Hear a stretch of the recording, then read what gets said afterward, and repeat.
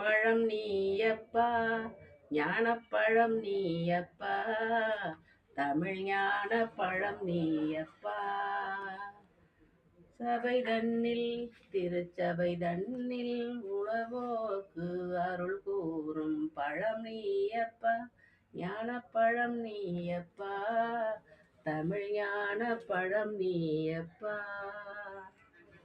ஊருண்டு பேருண்டு உறவுண்டு சுகமுண்டு உற்றார் பெற்றாரும் உண்டு, நீ உண்ட மேகங்கள் நின்றாடும் கைலையில் நீ வாழ இடமும் உண்டு.